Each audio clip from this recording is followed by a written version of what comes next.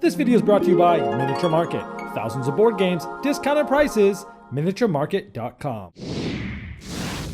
Hello my friends, it's the Game Boy Geek here. Today we're gonna have a tug-of-war of words. We're gonna be putting letters together, we're gonna be trying to figure out a word as a team to try to pull letters on our side of the street. There's gonna be letters going one way, there's gonna be letters going the other way, and essentially the two teams are fighting over the letters, trying to pull them off to their side of the street. Today we're looking at Word on the Street. This is a party game that's been out for a while, but it's just been reprinted. So I'm gonna take a look at this new version. I don't even think I've reviewed this before, even though I love the game, spoiler.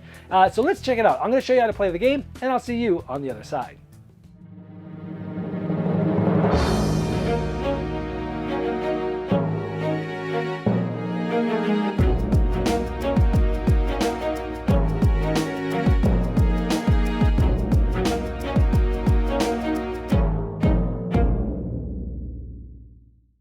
In Word on the Street, you'll be separated into two teams, one on each side of the street, and you're gonna be trying to answer questions and pulling letters off, trying to get them on your side of the street where they can't be used anymore, and the first to get 8 letters on their side is going to be the winner.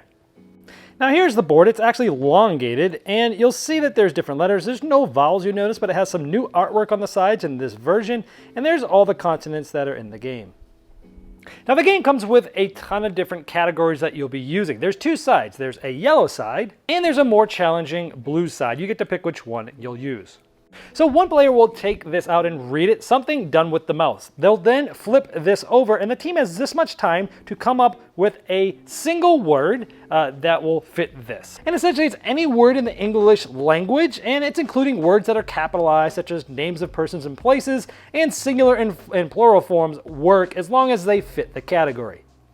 So the team is going to be talking about it, they're going to be suggesting things to each other, but before this time runs out, they're going to have something spelled out. So let's say they've decided after a few different suggestions. Someone says, chewing, someone says eating, and then someone says flossing, and they go with that. So one player will move the things. They'll say flossing, F, and they'll spell it out, O, S, S, and then for each one you move it there, I, N, G, flossing. Now, if this ran out before they finished, they could only move the letters up until when the time ran out, so you gotta be fast. Now, while suggestions are being made, the rules say that either team can yell out suggestions. I hate that rule, I'll talk more about it later, just leave it out. But anyway, if after it's done, if the other team has a question about not only the word choice or the spelling, they can decide to challenge. If it was a word choice, like they said, well, flossing's not really with the mouth, it's with the teeth, then everybody in the game would say yes or no, and if the majority says yes, then it's okay. If not, it's not. And if it's not, essentially the tiles get moved back to where they were, and it's the next team's turn. And if it's tied, the tiles move back, but at least they get another turn. Now, if the other team said, now the word's fine, but we think you spelled it wrong, you can use a dictionary or a known source, and if the spelling's correct, then the team challenging will lose their next turn. Essentially, the team that got it right will get to go 2 turns in a row. If the spelling's incorrect, all the tiles would be moved back to where they started. And the same would happen if it was a hyphenated word.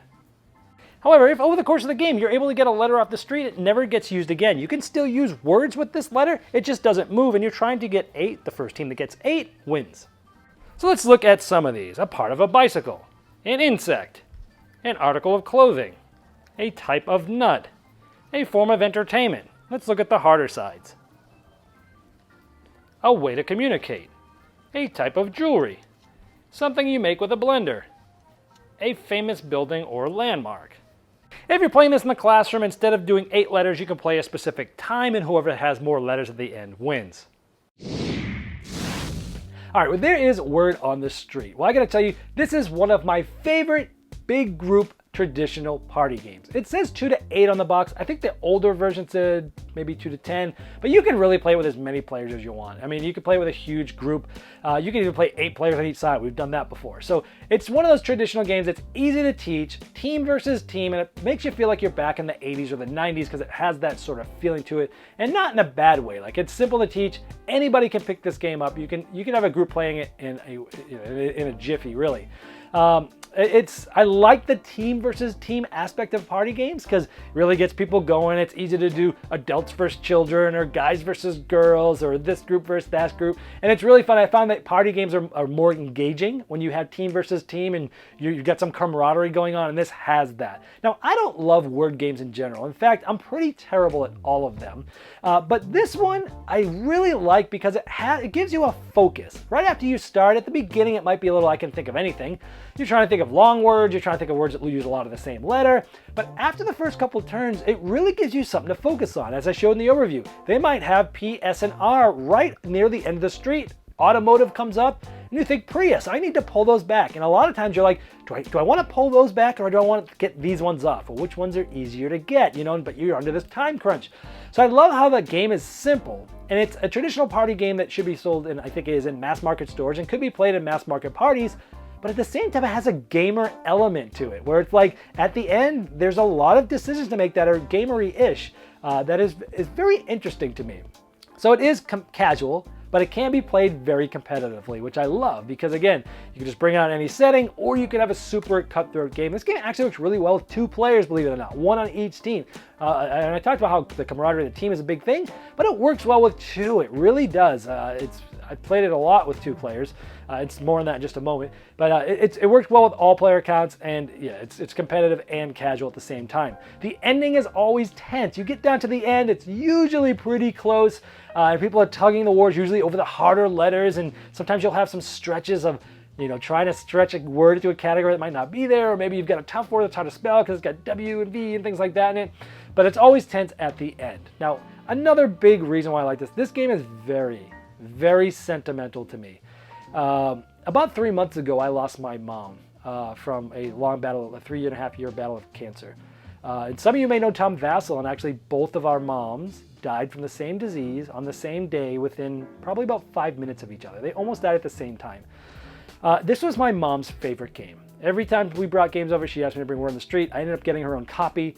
And even the week before she passed away in the hospital, she asked me to bring it, and we played it. And here's a picture of her giving a thumbs up while playing this in her last week on Earth. And so this game is super special to me. It's one that I'll be playing, and after she passed away, in her memory, I brought this game to every game party, and a lot of people played it that hadn't played it before, and they're like, wow, this is really good. And these are gamer people. They're like, wow, this game is really good. So don't just overlook it if you're a gamer and think, oh, it's just a traditional party game. It is, but it's very good. So any cons? Well, there's always been this stupid rule that I hate, and it's that any team can shout out suggestions that you want. So someone brings up like, hey, parts of a bicycle. And literally they mean that everybody can be shouting things and they can't hear their own team because they're listening to your team. It's just the worst rule I've ever heard in a party game. Take it out. The good news is it's easy to take out. I've never used it. It's still in this game. Please pull this thing out. It's just a stupid rule. I've never seen it go over well. I hate it. Take it out. The next one is some might not like the pressure of the time, thinking, oh, but I will say that since you're on a team, you're not solely on pressure. So it's okay if pressure games aren't good for you. You can just think, and if you think of something, say it. If not, not. So overall, excellent game. This is a party game I think everybody should have in their collection, and I love it so much, and I have such an affinity for this game. It's staying in my collection, so let's give it a proper induction to the gaming library with a saxophone serenade.